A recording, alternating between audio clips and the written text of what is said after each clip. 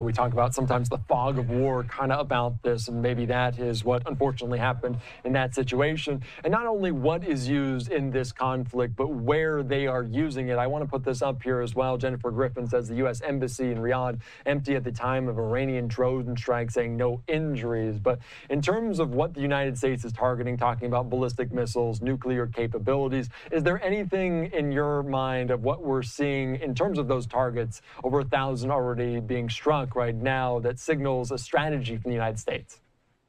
Right. Well, I think the reports and the statements by administration officials, Secretary Rubio, for instance, this evening, look, first they went in and suppressed the air defenses. Got to get that done so that you can do everything else. Now they say they've established air supremacy. That's good. That means that you can drop gravity bombs with impunity, and you don't have to have that standoff capability that reduces the risk to pilots to do their jobs.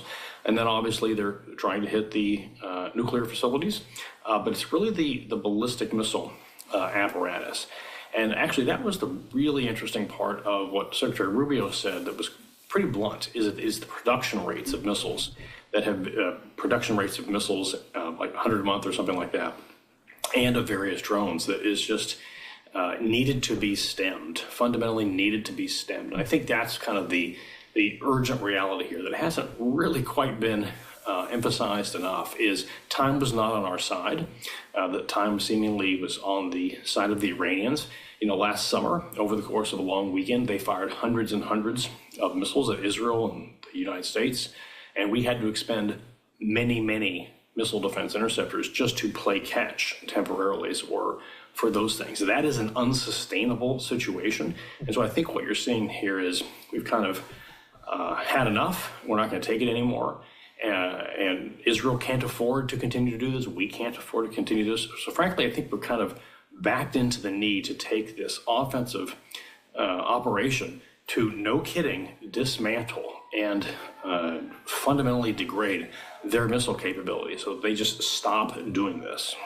Yeah, and I want to get to that because that's an interesting point. Marco Rubio said this is why it happened now, not in a year's time. If this had happened in a year's time, would Iran be more able to sustain a longer conflict? Well, I think it's a function of if they keep firing the missiles and we and our partners and our allies in the region run out of the means to stop them.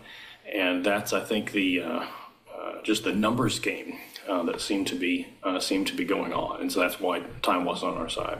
All right, my last question before I let you go, because this is 48 hours in, we could be seeing weeks of this. That's what President Trump has said, saying they have the capability to do it with the U.S. military might. What signals are you looking at? What other interesting facets are you looking at for maybe this going in the right direction for the base case scenario? What notes might be out there that you're keeping your eye on?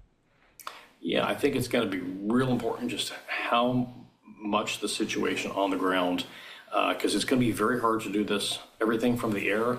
It's really hard to believe that there wouldn't need to be at least special forces doing things, if no, for no other reason than to inspect and to try to get a sense of, hey, when we bomb a missile, an underground missile city, an underground missile tunnels, like was it successful, do we think? So we're going to have that confidence that this is working. And then in terms of other things to be watching, I think it's fundamentally comes down to seeing the job through.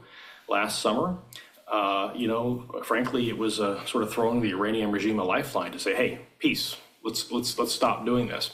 I don't think we can be throwing them a lifeline, and of course, that is a foregone conclusion for some Iranian leaders now.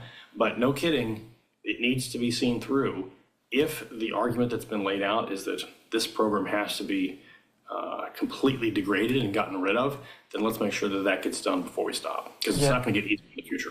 That is very true, and obviously U.S. intelligence is so very critical to the initial strike to cut off that head of the snake with the Ayatollah, that obviously the after action, what's going on, to learn from it as well, is very important. All right, Tom, thank you so much. I appreciate your time, your insight. You're on Live Now. Thank you. All right, thank you so much. All right, great conversation. Tom Carrico with CSIS, the Center for Strategic and International Studies, talking about some of those capabilities of the U.S. military, of what's going on some 48 hours right now into this. And we're also talking about the response from Iran into Israel and other countries there neighboring. As you can see there from the U.S. Embassy in Riyadh saying a security alert, a shelter in place. The U.S. mission to the Kingdom of Saudi Arabia, security alert. We heard also from Jennifer Griffin saying no injuries. The embassy in Riyadh was empty at the time of this Iranian drone strike, saying no injuries. It was interesting to note that Tom Carrico talked about those one-way drones that were used. They said they were reverse engineered from something that Iranians had used prior, calling it somewhat poetic justice for what's going on there. It is able to make them at a much cheaper clip and obviously have less U.S. Service members involved in direct conflict. All right, we're following all of this here closely on Live Now from Fox. I do want to